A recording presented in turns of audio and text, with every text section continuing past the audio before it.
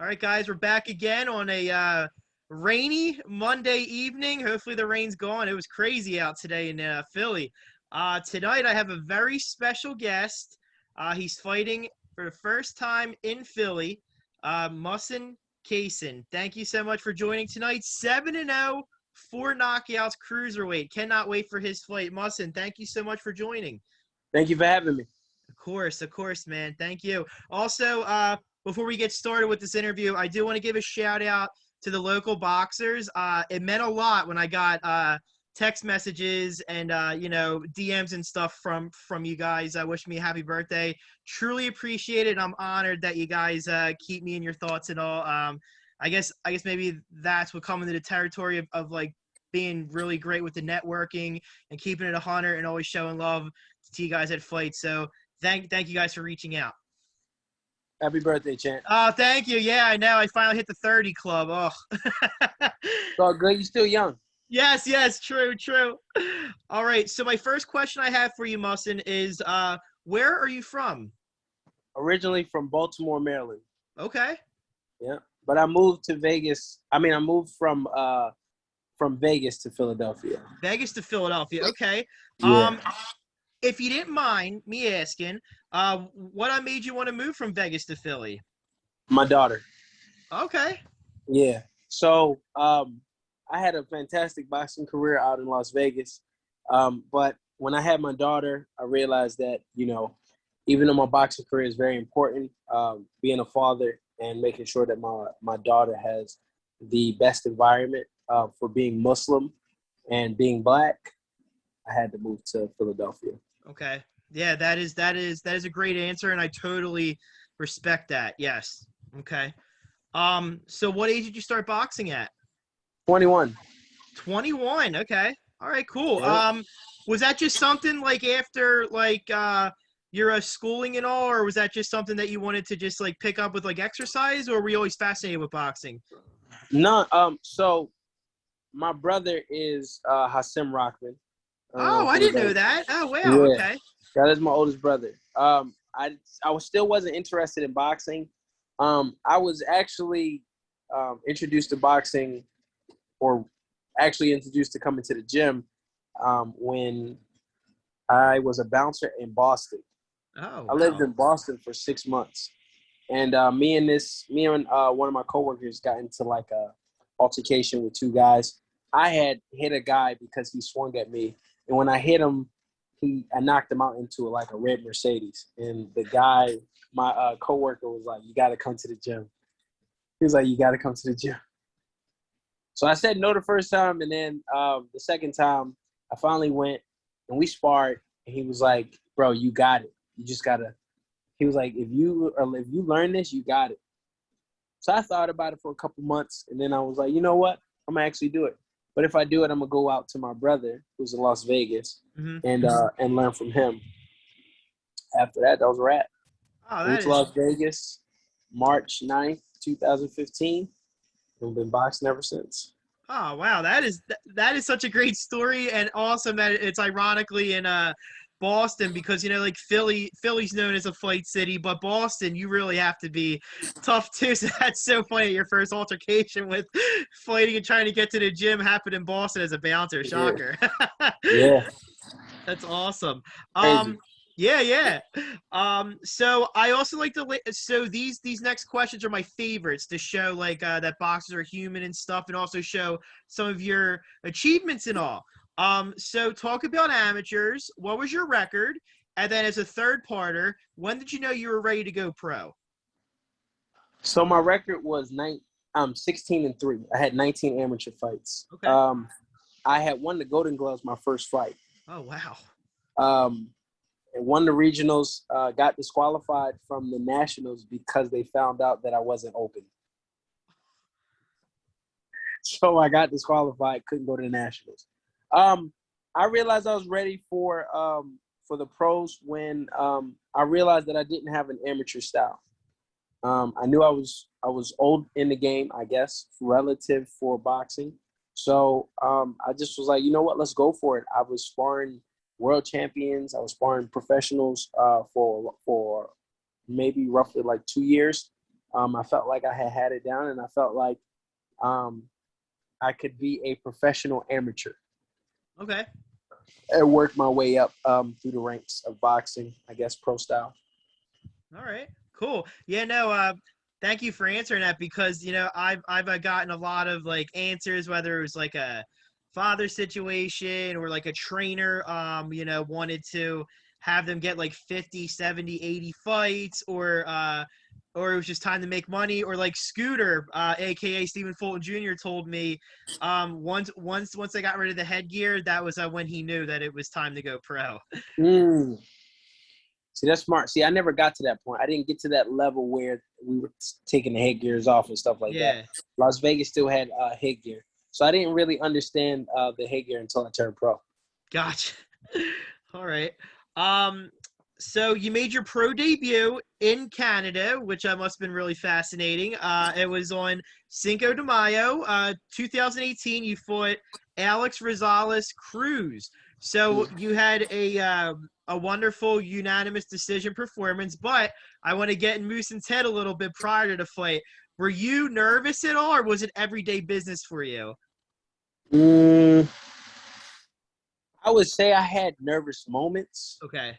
Like sometimes I would go to sleep and my heart would be like pounding, like just pounding, and I had to like fall asleep. As a matter of fact, it didn't stop until my fourth fight. Oh wow. Okay. Yeah. Yeah. So the nervousness is just before every fight, it's just like my nerves would just hit, and it would just be like, oh my god, what is going to happen? I Yeah. hope I don't embarrass myself. Coming into this eighth fight, I don't know. It's just normal now. It's just like, all right, cool. I have little spots of anxiety, but it's anxiety because of the unknown. But Right. once I actually talked to myself and I kind of convinced myself that I've been training this hard for this long for this moment, I'm okay. Okay. Yeah, no, that is awesome. And plus more props to you that you kind of got rid of that like fear and butterflies after your fourth pro fight because I've talked to many, boxers where I've been thankful on this podcast that I've been able to talk to them and like they still go through the nerves even down the walkway and then after they get that jab, in the Oh, I first know round they start veterans. feeling good. Yeah. Well, how about this? I'll agree with that. I mean, you like that's why I said you have your moments. You have Mhm. moments where it's like you get nervous, you get nervous. Those moments do come up. The only thing is I anticipate them. Yeah. So I know, I guess working on breathing and things like that, you just learn how to work through them. Yeah. So Yeah, no, like again, I am just a boxing junkie, just watching and stuff, but I never step in the ring, so I have no idea what you guys are going through. But this is why I ask these questions so I get like a feel. But yeah, no, I mean it makes total sense with the anxiety and stuff. All right, cool. And then I did want to ask you, so you've been just on a roll. You're 7-0, 4 knockouts. You're doing fantastic at the cruiserweight, class. I know it's early in your career, but which one would you say was your favorite fight so far in your young career? ooh, ooh.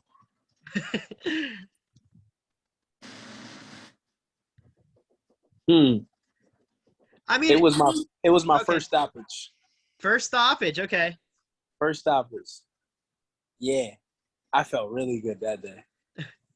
I just so I'm a pretty big puncher. At least that's what I've been told. right. And so I found out. And the first two fights went the distance. And so Mhm. my brother kept making fun of me. It was like, bro, you punched so hard. Jay Leon Love was making fun of me. He was joking. He was like, bro, you hit me this hard in the ring in the gym while we practicing, but you ain't knocking dudes out in the Oh, fights. And I was just like, dang, like they were bothering me about it. And that fight, that's my third fight, I was like, this dude got to go down. Like he has to get hurt. And I just went out there and I literally gave him everything. I tried to give him everything. And I got the stoppage in the second round. I was very happy with that one. So that probably was my favorite fight yet. okay. Yeah, no. it makes it more special too, because then it gave you more of the trash talk and a banner to go Yeah. back into the gym. So that's like funny how you're a You know, brother three and and oh you're a one training knockout. You partner. like 3-1 knockout. That's like, all right, cool. You got a good 33%. 33.3% knockout ratio. You're good now. Right. That's funny. So I did want to ask this as well. So obviously, the pandemic sucked for everybody, no matter what job title you had. So Whew. I just wanted to ask, obviously, your last fight was like in 2019. Then you were lucky enough to get in the ring with a guy that, I don't know him personally, but I know that Sonny DeBronco Canto fought Curtis Head, so you were able to get that in, which was awesome. But like, how were you able to deal with the whole pandemic and all, and even like providing for your family and all, if you feel comfortable sharing that? It was tough. Luckily, my wife is a assistant principal, Oh, okay, and great. she has a really good job, and she was able to really step up and help me take care of the bills and things like that when I was down. I went through I would say I went through like a depression Mm-hmm. when it came to boxing, because I felt like boxing was over for me. That's how it felt. Going into the gym and getting ready for a fight is completely different than going into the gym and just practicing. It's completely different. And thank God, luckily, like I said, I was able to make sure that my bills were paid because I had my wife. Thank God for her. And just getting through the situation, it was tough. I will say it was tough, but thank God I got through it. And even moving to Philly, I thought it was going to be even tougher because it was out of my comfort zone. So when I got here, I was kind of like little skeptical about how my career would go, but I pushed through, and now it's kind of, it feels like it's blooming. Oh yeah, My no, boxing career, oh yeah, my even my boxing skills, coming from Vegas, especially with Rasheem Jefferson, Coach mhm. Rel. He's a fantastic coach. Greg Hackett, Yes. he's helping me out too. He'll be in my corner. He's a fantastic coach as well. Both of them, with Rel being the main coach, they are just really fantastic coaches. They know what they're doing. They see what I need to work on, and they don't cut me any slack. So they're bringing the best out of me. Yeah, no, and that is fantastic to hear that your wife was the real MVP in that whole situation and all. And then Oh yeah, yeah, and you're in great hands with G Hackett and Rel. They are so funny out of the ring, but like when it's hilarious. yeah, when it's like time to get down the train and the fight and stuff, like they are the best to want to stay with out of all the Philly trainers here. Like those two are unreal. Absolutely, I agree. Absolutely. And of course, you have a few others, but just the fact that they're young, Yes. they are both former professional fighters. The fact that they've been in there, it's really nice because it's no hesitation for you to question that they know exactly what you're going through. Hmm. Some coaches, it's different because they can say, oh, just do this, just do that, but it's Right. you kind of in the back of your head, you're like, man, you've never taken a punch like this, so why would you even say anything? But when it comes to Rasheem and Rel and Greg, they're veterans, so they know how it feels to be a fighter, and now they know how it feels to be a coach. So when you listen to their instructions, it's like you trust everything they're saying because they know exactly how you feel in there. So definitely Exactly. agree with that. Exactly. And then for those watching, of course, like a lot of people like me to ask this. So with cutting weight, what are some of the foods that you like enjoy that you have to cut out when you're cutting weight? Nothing. Really? Oh, okay.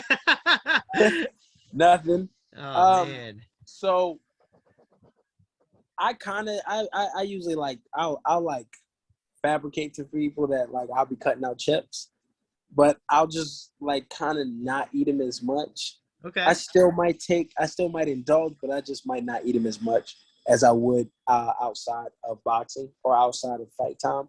Um, um, as far as that, my wife kind of put it in the house, especially when we were about to have the baby. We kind of went fully organic. So Okay. when it came to food, we usually eat pretty clean in the house.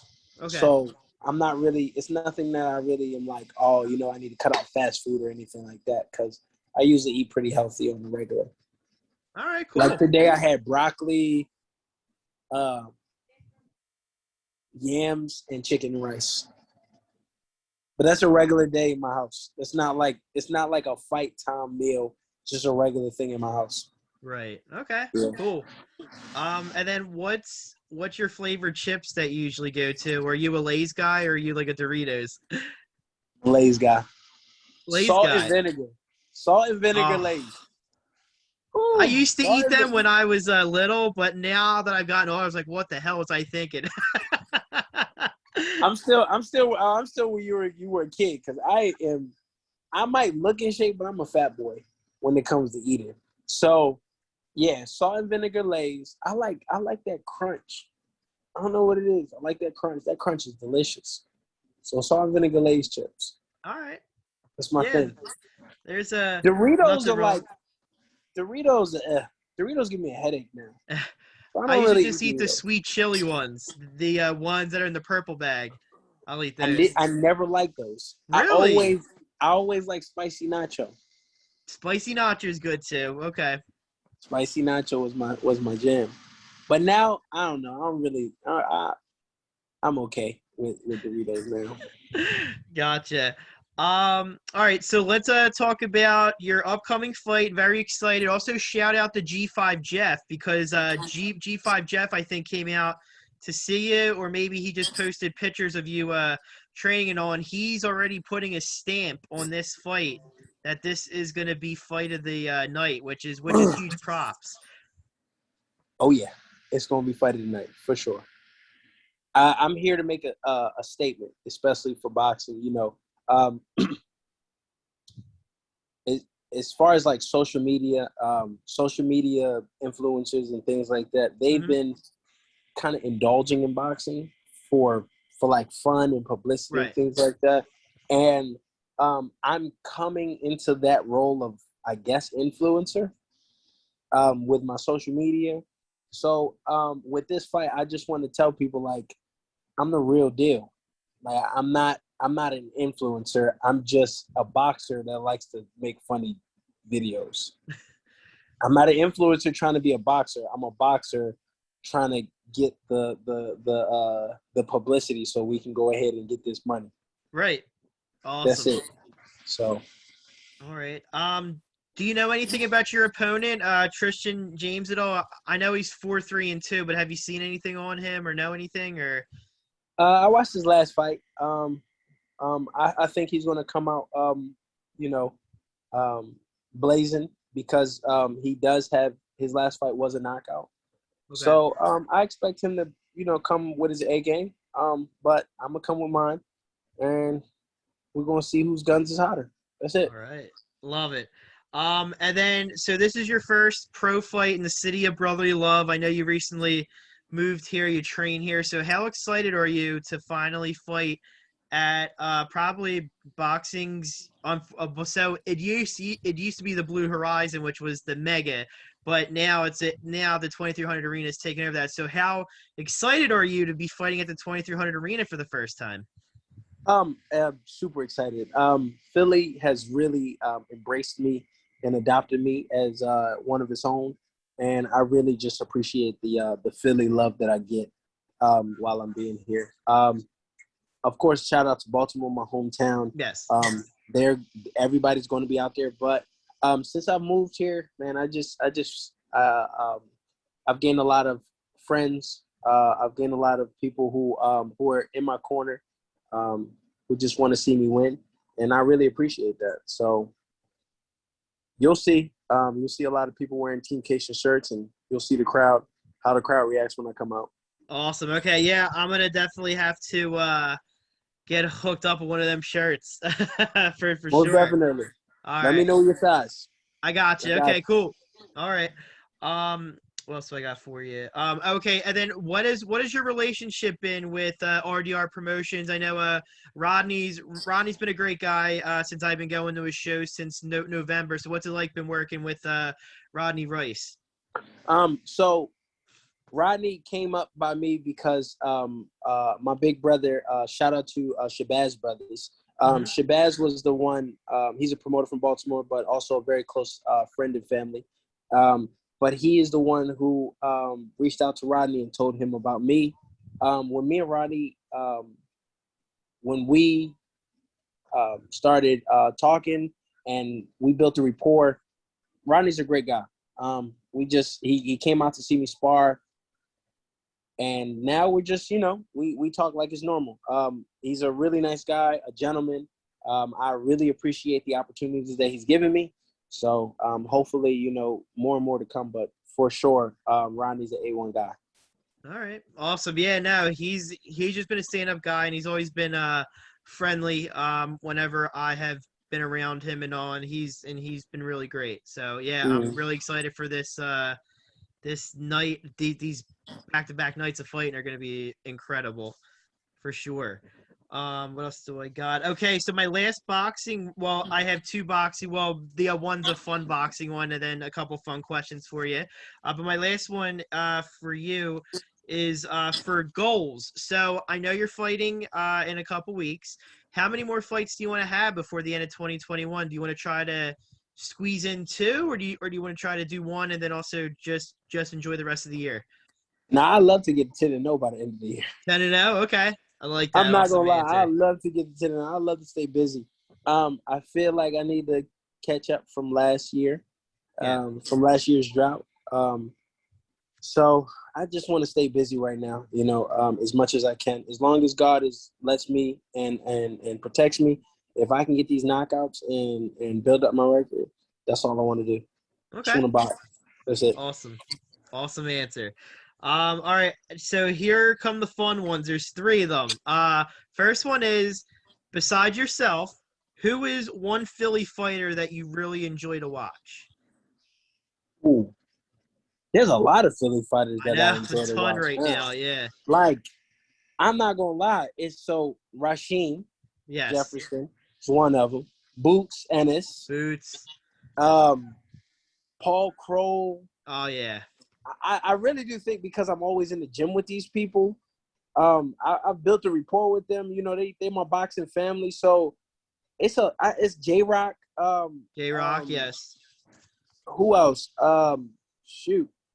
You got Scooter even in too. the, even in the amateurs, Scooter. You got Ezra Turner. Uh huh. He's about to fight today, or he fought today in the nationals. Who else? It's a few people, but just shout out to Philly fighters. Period. I love to see everybody grow and flourish in their career. So I can't say it's like particulars. I just love to see everybody win. Yeah. So Same. Same. all Philly fighters that are coming up that I've met or who know me from the gym, I always want to see them win. That's it. Um, uh, shoot, everybody, literally everybody. I'm not really a particular guy when it comes to people winning. I hear you on that. All right, so my next one I have, this one usually throws the fighters off, but I've been loving the reactions and all and who they pick, is if you could pick any actor in Hollywood to play you in a movie about your life and also being a professional boxer, who would it be? Michael B. Jordan. I like it. All right. Michael B. Uh, Jordan. So you well, actually broke the everybody says streak of I look like Denzel. him. Yeah? It's crazy because everybody says I look like this guy. So, I mean, all over the internet, people are saying like, "Oh, do you look like this?" It's either him. I would pick Marlon Wayne, but Marlon Wayans. he's a comedian, Oh, so yeah. I I love can't really him. take him serious. As far as him being, I don't know. I guess my fighting story would be a comedy, so maybe Marlon Wayans. I don't know. People say I look like him too. So him One of them. I love Marlon Wayans. I also like the Wayans brothers. That was such a good show. That was a Yeah, really good show. that was one of my shows Yeah. for sure. All right. So my final question for you, then I'm gonna let you go for the rest of the night, is if you could have dinner with 3 fighters, they could be dead or alive, who would you want to have dinner with? Muhammad Ali, Okay. Pernell Whitaker, Okay. and Mike Tyson. Mike Tyson, great answers. I mean, it's that question honestly is so tough. There's so many. Like you could It's a you could name lot. about 50 people that sit dinner with. It's a lot. It's a lot. But nah, I like to sit down with like people I can talk something other than boxing with. Right. I wanna learn some life stories. I wanna hear some like why. I wanna pick people's brains. And sometimes you know, not everybody's as entertaining as they are in the ring. So Right. Exactly. you know, but yeah, that's who I would really love. So 2 have passed away, 1 is still alive. But yeah, I would love to have dinner with them. All right. Awesome answers. And Mushin, again, thank you so much for joining. It was really, really nice to Absolutely. meet you. Pleasure. I'll definitely message you my shirt size, and I cannot wait for the fight. We'll definitely get a picture after the fight for sure. And I wish you the Absolutely. best of luck. Thank you, sir. I appreciate it, man. Looking forward to seeing you. Of course. All right. All right, Thank champ. you. I See ya. appreciate you. All right. Have a Bye-bye. good one.